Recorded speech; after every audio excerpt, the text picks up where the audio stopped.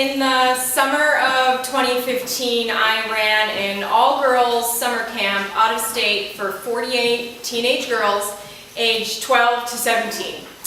In March, I had been fired from my job by a very abusive boss who had lowered my self-esteem quite considerably. And so I said, what will boost my self-esteem? Changing the lives of young girls at summer camp. Because I went to summer camp and I loved it and it was great, and I thought, hey, what's better? We'll play some games, we'll put on some makeup, we'll do some activities, and like, I can make a difference. I can get my self-esteem back, I can feel good, and I can help change a life. And I thought, why not 18 days? And so when I started camp, I had already kind of started camp back in July. Parents have been emailing me, things have been ramping up, and I was most excited about this camp because the girls were not allowed to have their cell phones whatsoever. They signed a contract before they started, and it said, I understand that I will not have my cell phone. Well, when camp started and I took their phones from them to put it in the Gladlock Zippers, they just seemed absolutely shocked by this. And they're like, what are you doing with my phone? And I was like, well, I'm taking it. And they're like, well, why are you taking it? No, like, Mom, they're taking my phone. Like, I've just taken their lifeblood from them. And I was like, did you guys remember the thing that you signed at the beginning of camp? And they're like, yeah, my mom just like, yeah, handed it to me, and I put like, yeah, that thing. And I was like, yeah, you know, this said you weren't going to have your cell phones. This is a lesson in learning to read what it is that you signed. Like, moving forward, first moment of change, guys, like first impact in life, learn to read what your signature goes on. And I had one rule when I started camp. I went to every floor, we had 3 floors, and I said, hey, I'm Courtney, I'm your camp director. And I am not here to be your friend. I have one job, and that is to make sure you don't die. That's truly my life goal at the end of this. I want you to have fun, I want you to make friends, I want you to be more self-reliant, to learn to make decisions for yourself, to enjoy your classes, but I also don't want you to die. And that's really why I'm here. And so camp started on Sunday, July 26th at 3 p.m. I kicked out 70 very unhappy parents, and I was left with 48 girls. And I sent my counselors outside to do the first icebreaker of the day, which I was so proud of, by the way, because I decided why not do an icebreaker that involved ice. So it was called the Frozen T-shirt. And I can't do the Frozen T-shirt justice without showing you the Frozen T-shirt, so I made some for you today. And you can pass it around. These are pretty much the actual Frozen T-shirts I had made. You twist up a T-shirt, and you soak it in water, and then you put it in the freezer. And the girls take the T-shirt, and they're supposed to work in teams to like untie it, and then put it on, and the team that does it the fastest wins. And so they're outside doing that, and I'm on the phone with a mom who's really unhappy because it turns out that her daughter can't tell time and got on the wrong flight, and there's this whole deal, and she's yelling at me, and it's totally my fault, and I was like, well, maybe this is a lesson in not homeschooling, but that's a whole other problem. And she's like, well, we're happy to have your daughter when she comes, if she ever comes. And I'm on the phone, and I see 2 of my counselors walking down the pathway with a girl, and she's kind of hunched over, and they're rushing, and they're patting their head like this. Because during orientation, I had come up with this awesome kind of sign that said, if there's an emergency and you don't want to scare the girls, you just pat your head, because that looks very natural, just like doing this. Like, I felt like we all had long hair, like maybe we could do something about it, but like just, this alerts me to like, ooh, something has really gone wrong. And I'm looking, and I'm like, are they patting? They're not patting, oh God, they're patting their heads. Like, they're furiously patting their heads, and they rush in, and they've got Sydney, and she's hunched over, and she's got like a marinated meatball face, like red sauce meatball, and it's just blood is pouring down her face, and snot is coming out of her nose, and tears are coming down, and they're just still patting. I'm like, all right guys, I get it, there's an emergency. What happened? Well, her team decided that to untie the Frozen T-shirt, they were going to throw it against a tree. I don't know why they thought that throwing an object against a tree would ever untie anything in the world, but the frozen object bounced back off the tree and smashed Sydney in the face in the first 6 minutes of camp. So I do what the only thing an adult would do in this situation. I have no medical training whatsoever. I have had like, hey, you put a Band-Aid on it and don't forget to put antiseptic spray, and if it looks really bad, like just a little Neosporin, and like in the morning, if it's a boil, call us. And I put a red Solo cup under her chin and I say, hold this here. And she just drains into it while I call campus security. And we go to the emergency room and I have to call her parents. And I get on the phone and she's in the back like, I say, hi, so you're Sydney's mom. Hi, I'm Courtney, I'm the camp director. We didn't meet because you didn't come and your husband's on his way home, and it turns out that your daughter got hit in the face with a Frozen t-shirt. But she's totally fine and I'm taking her to the ER, but do I have permission to like take her to the ER and like if she has to get surgery or something, not that I think she will, but just in case, like we're cool, right? Like I'll call you back, it's gonna be fine, we're fine. And we go into the ER and I have 4 hours of the same conversation. And I go up and I'm like, hi, I'm Courtney and I'm here with Sydney. What's her problem? She's bleeding from their mouth. How did that happen? She got hit in the face with a Frozen t-shirt. What? She got hit in the face with a Frozen t-shirt. Was she trying to put this t-shirt on? No, somebody threw it at a tree. Why would they throw a Frozen t-shirt at a tree? Well, it was like a team building exercise and but the t-shirt was frozen, yes. And were they supposed to put it on at any point? No, yeah, but no, they didn't get that far. She's just bleeding. Like, can we do something about that? Are you in charge of the camp? Yeah, I'm definitely in charge of the camp, and we're both questioning that right now, and I understand why. And so I sit with Sydney, and it turns out that she has to get stitches, and it's Sydney's first time away from home. It's Sydney's first time in the ER. And it is Sydney's first time getting stitches, and I'm holding her hand, and I'm saying things like, guys love a great personality. I'm saying things like, I mean, you can learn to smile with your eyes. It's going to be fun. And I'm also legally not supposed to touch her, but I am, and I'm saying things like, so like I'm no stranger danger, and you want to hold my hand, you can kind of touch me, but like don't tell anybody you touched me, okay? You just got to keep that secret. And I thought when I started camp that there'd be a few problems, there would be a few bumps in the road, that there'd be some changes and girls would get used to one another after a couple days. You know, it's a new place, it's a new food, it's a new routine. I expected our staff to have some problems and some bumps. These are new girls to us, and I just wanted to be positive, and I wanted to be a good role model, and I wanted to maintain composure at all costs. And I thought, okay, well, I remember camp, and I'm probably gonna have like 5 girls get their period for the first time, right? Like I've got a couple 12-year-olds and they're all together in the same area. They're just gonna like radiate it, and I was prepared. I had like super sporty, thick, small Extrazole. I was the ice cream truck of the tampons, and I was ready to go. I thought maybe I'd get like one girl who comes out as a lesbian because she decides she's in a safe space and she's got to share it with everybody, but don't tell anybody back at home. Like, all right, I can handle that. Probably gonna have like 2 or 3 girls who want to experiment. Like they're not on lesbian status, but they're like, oh, I'm here, and like nobody really knows me, and like maybe we'll make out in our dorm when like Courtney's not looking. And I was like okay with that. And I thought maybe I'd have like a couple of long-term criers, maybe 2 or 3. I had 50% of my girls on serious medication. And when I say serious medication, I mean they're on Prozac, they're on Zoloft, they're on Paxil.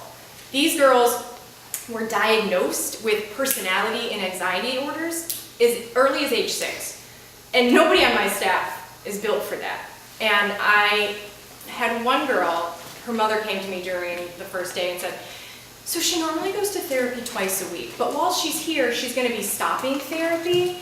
So I just wanted you to know that. And I was like, I have a no cell phone policy, but I'm gladly gonna give her her cell phone because I really think she should maintain that twice a week. Like, I'm not sure, twice a week sounds like a lot, and she's only 13, so maybe she should keep doing that? I don't know, do you wanna talk about, should you call her therapist? Did you check that out? Because I'm not a therapist, guy. And I was giving out medication in the morning, I was giving out boosters in the afternoon, and I was giving girls like their melatonin to sleep in the evening, and it was really concerning to me because I was like, I don't know, like, when did this happen? When were so many girls on medication? When did the world change? When I went to camp, you woke up in the morning like a normal person, you went and got eggs, you hung out, you played tetherball, you went back to the dorm, you swam. But now I'm like making sure that girls are remembering to take Paxil. And that's what I gotta do, because I'm camp director, and I'm there to make sure they don't die. And if Paxil is the way that they don't die, then I'm gladly gonna give out Paxil. I had about 50% of the girls having never been away from home before. And a lot of them were 17 years old because they were gonna go to college the next year. And their parents thought it was easier to experiment on a $4,000 two-week camp than a $50,000 year-long campus, which in theory was really smart, but that meant that I had like 22 of those girls all at once. And they were not equipped to be away from home, and particularly without their cell phone. And that combination made it very precarious, especially at night. When they'd be in bed at 10:30, there was a bedtime, which a lot of them weren't used to at ages 16 and 17, I later found out. And they'd be texting or talking, and they cried a lot. And I mean, they dumped volcanic tears all the time. First day, I expected a couple of tears. I was totally prepared for it. I was like, oh yeah, you know, I understand, like sit down, tell me what's wrong. Oh, you miss your mom? Yeah, I understand. She's probably pretty cool, right? But like there's like 47 other cool people. Why don't you make friends with them? Day 7, Courtney was totally different.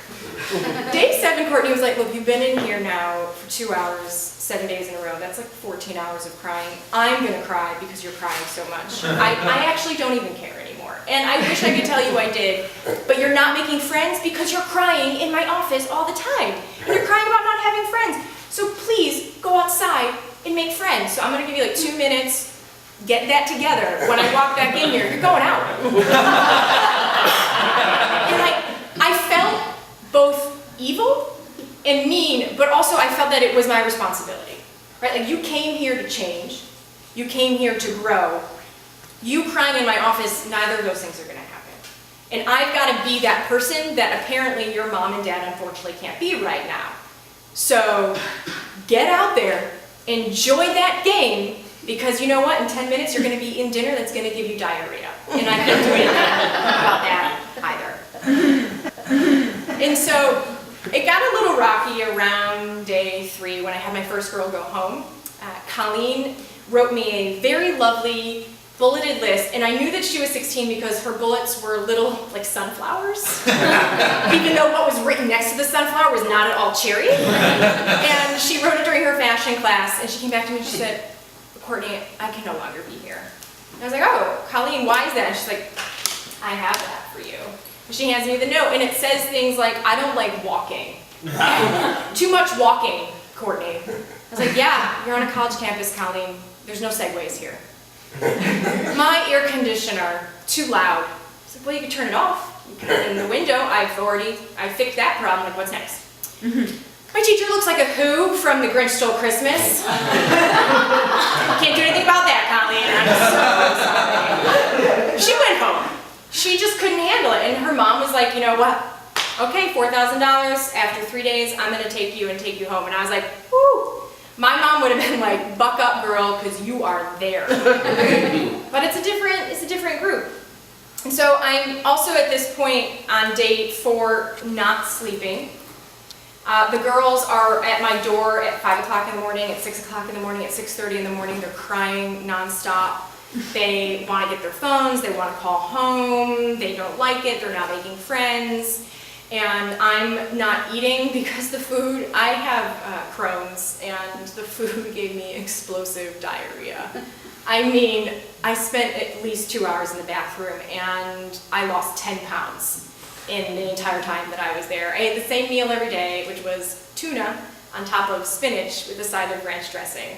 And not the best choices, but let me tell you, that was the best choices they had there.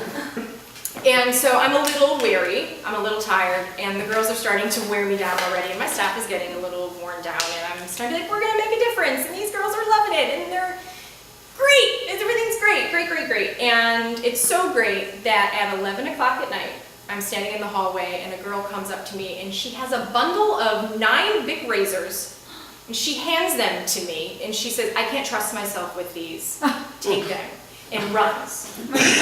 And I just start going, I was like, I've got these, and I'm hitting by myself, by the way, my head with these razors. And I get her to stop because I say, hey, by the way, you didn't take your medication. evaluation yet if you're going to bed, and I get her in the room. And because I'm a mandated reporter, I have to call her parents, and because it's our policy, even if she's not serious, she's got to go home for a psychiatric evaluation. And I'm thinking, you just finished karaoke? Like, you just sang Taylor Swift. I was in that room, like, why do you want to commit suicide right now? Like, you were perfectly fine. I don't understand what's happening. And also, why do you have 9 razors and you have 2 legs? You're over here for like 14 days. Like, why is your mom giving you 9 razors? And I call her mom up and I say, I'm sorry to tell you that your daughter said that she wanted to harm herself and you have to come get her. Mother shows up at 3:30 in the morning and I have to stay awake the entire time to make sure she doesn't harm herself. And an ironic twist of fate, the way that that girl stayed awake was she watched Edward Scissorhands on DVD. Because it was the only movie she brought with her. So I go to bed at 4 o'clock in the morning and I'm awoke at 6 o'clock in the morning by 2 girls standing at my door. And I don't know how long they've been there, I needed to pee. Like, I was not anticipating having to deal with anybody. And they come to me and they said, Courtney, we need to talk to you. I said, oh, all right, come on in, ladies. Just don't mind that hot mess. And they said, Courtney, we feel really uncomfortable because another girl's been touching us. Oh, God. And I said, oh, okay, like touching, like, I don't know. I don't have a doll, like the therapy doll, where you point out to like where it is that the touching has been happening, like circle it with a permanent marker. And I'm like, so tell me about, I've only known you 4 days, but tell me about the touching that's occurring to you. I'm so sorry. Well, I'm gonna refer to the girl as the toucher, which is what I actually referred to her as the rest of camp. And the toucher, she just showed her affection in different ways. She liked to hug, she liked to rub her cheek, she kind of liked to pin people down and grab them, and when you said no, she didn't stop. I mean, she wasn't like doing anything overtly sexual, but they made her uncomfortable, which meant I spent my day having to formally interview every girl about this incident. I needed to see if there were witnesses, I needed to verify stories, I needed to talk to the toucher, and I say, hey, so like, what's the deal? Like, can you not touch anybody? Is that okay? Can we agree upon that? And she says, well, like, I just like people. And I was like, I get that, I understand, I'm here with you on that, but like, you can't, when they say no, no means no. So just stop touching, just no touching. Your fingernails can't touch anybody, your hair can't touch anybody. If somebody tries to touch you, just pretend you have a disease, back away, and be like, I gotta go. And don't tell them why, you don't need to tell anybody why, but just literally don't let anybody touch you. When you don't touch anybody, you can stay, okay? She signs a little piece of paper that she says she understands and she goes away. And in the rest of the day, I'm still dealing with girls that are crying, and a little bit after that, I have a girl, Samantha, she's 17 years old. She comes up to me and she says, I really want to call my mom. And I'm kind of burnt out, and ordinarily I wouldn't do it, but I just gave her the phone and I said, here, have it, just go. She comes back about 5 minutes later, and I remember doing this as a kid. She sticks her arm out and she goes, my mom wants to talk to you. I'm like, oh, all right. So I get on the phone, I'm like, hi, Samantha's mom and dad, like, what is it that I can do for you? And I spend 15 minutes listening to tell me about how awful my camp is. And I'm the worst counselor in the world, and Samantha's having the worst time ever, and she's not enjoying herself, and I run a crummy camp. I'm disorganized yet simultaneously micromanaging. She doesn't get to go to bed when she wants, she has to walk with other people, and I say things like, well, did you read that contract that you signed? You know, she's in our care, do you want her to be safe? That's all I'm trying to do, is just keep your child safe. I'm sorry she has a bedtime. Like, I'm so awful, I'm the worst. And then I say, you know, what's really the most upsetting part about this is Samantha never once came to me. All I ask is that my students come to me and they say, I'm not having a good time, or I'm having a problem, or I'd like to change this, and I'm going to treat you like an adult, and I'm going to have a conversation with you, because that's why you're there, to learn to advocate. You're 17, going to go to college. I'm sorry that you didn't request your daughter do that, and instead you're yelling at me. Samantha went home 30 minutes later, because apparently she does know how to do something for herself, and that is pack, because she was already packed when she made that phone call, and her parents were coming to get her. And while that's taking place, another girl in another room has said she wants to kill herself if she doesn't get to talk to her mom on the phone, because it's 11 o'clock at night and my staff said no. Okay, and I just feel my arm like I'm like, oh God. And she didn't want to kill herself, she just wanted to go home. but she's homeschooled and her mom thought that this was going to be the best opportunity for her. And this was the only way she was going to get to do it because this is the nuclear option. I have to be up until 5 o'clock in the morning to get her parents there. She takes a nap, eats chocolates, and has the best time of her life. I get up an hour later. The toucher is still touching. I call the toucher's parents and I say, hey, so I have a problem with your daughter. She's kind of touching people. And by kind of, I mean she is. And the mom goes, oh, I'm so sorry. She kind of has an impulse problem. And I was like, wait, you knew about this? She's like, yeah, I'm not surprised that you're calling me right now. And I was like, you didn't write that on the other things needed to know section of the form? I should know. You sent her with 47 other girls. It's like sending an alcoholic to a bar for his birthday party. She's around people all the time. What are you doing? Why are you doing this to me? Why are you doing this to anybody? And she's just like, well, I don't know, can she stay? And I was like, no, she's not. She's just literally touching people all the time. She does not understand what no touching means. And they go, well, we're not going to get her out unless you give us a refund. And I was like, you're not going to go get your own kid unless you get a refund? And the problem is, ma'am, I can't keep her here because she's going to be 16, and if I have to call the police over this, then she's going to be considered an adult soon. You should probably be concerned about this because I'm actually literally very concerned about this. And all of this is going on. I have not felt good about myself. I have not made a difference. I have not changed any lives yet. I am feeling defeated and worn out, and I am just worried that I am failing these kids because they're just going home. They're telling their parents they're miserable. They don't want to be there. And I feel really bad. And I feel really bad for my staff because they feel like they're failing, and I can't prove otherwise to them yet. So that girl goes home on Saturday eventually, and 2 other girls go home. And by Saturday, I have lost 7 girls. I have bought 20 boxes of full tissues that my girls have blown through because they're crying all the time. I have lost 5 pounds at this point, and I have probably slept the equivalent of 18 hours over the course of the first 7 days. And I'm on the phone, Google Hangouts, with my boyfriend on Saturday, and I'm talking to him because it's the first time we've talked in a while, and from the side, I see a man in a suit come in, and he says, I'm looking for Courtney Antonioli. And I say, hi, I'm Courtney. I'm actually lucky to be here because everybody else is on the field trip to the beach, and I have to fill out all this suicidal-filled paperwork. And he goes, hi, I'm Detective Langston. Somebody's filed a report. I need to speak with you. And I turn to the Google Hangouts and I say, the police are here for me. I have to go. If you don't hear from me, call somebody. And I go and I hang up. And I have to talk to the police for an hour because a parent has filed a police report. Because she had her daughter go home. Her daughter didn't enjoy the camp, but it didn't matter. The mother wanted the money, and she pulled the nuclear option, and no consequences for these people, except I'm taking the brunt of it, and I'm like, I'm gonna go to jail. I'm going to jail for these kids. I'm, by the way, in Pennsylvania. So the touching, the girls, I'm like, all I think is Jerry Sandusky. I'm so nervous, and I don't know what to do. And then he gives me his card and he says, we'll be in touch. And in the meantime, I have missed 20 phone calls and 30 emails because the girls got on their cell phone on the field trip, and they've been calling their parents. And they've been telling them how awful camp was and how they hated it and I was no good and we were treating them poorly. But by the way, they're on the beach making these phone calls.